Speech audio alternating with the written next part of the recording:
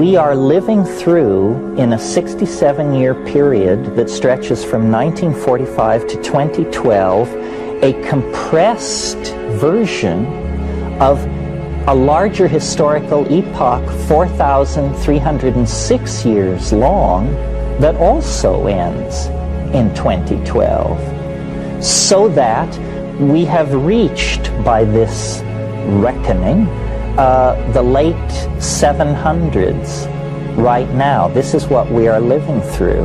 And ahead of us lies the Gothic Renaissance, the European Enlightenment, the discovery of the Newtonian mechanics, the discovery of the New World. That all lies ahead of us. It all has to be compressed into the next 22 years of time. And that is what accounts for the crazy quality of modernity. It's what accounts for fads and fashions. You know, hemlines are rising and falling in a rhythm based on the rise and fall of empires millennia ago. And these things are as causally linked as the orbit of the Earth is linked to the sun, you see. Because we are being drawn toward the attractor through shorter and shorter epochs. And not only must the entire last 4,000 years of history be compressed into this 67-year period from 1945 to 2012, but there is a 384-day period preceding December 22nd, 2012, when the last 67 years and the last 4,300 years have to be compressed into that. Then there's a final 6-day period when all of these things are compressed again.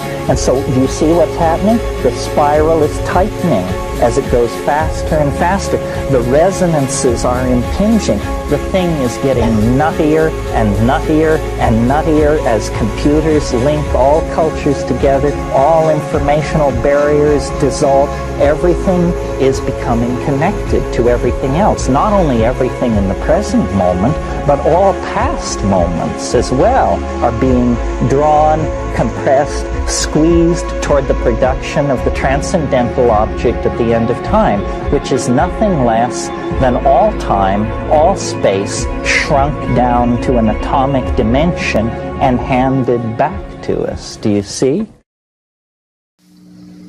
There's 4 months, 2 months, 1 month, 15 days, 7 days, the last 7 days, the last 3 days, the last day, the last 23 hours.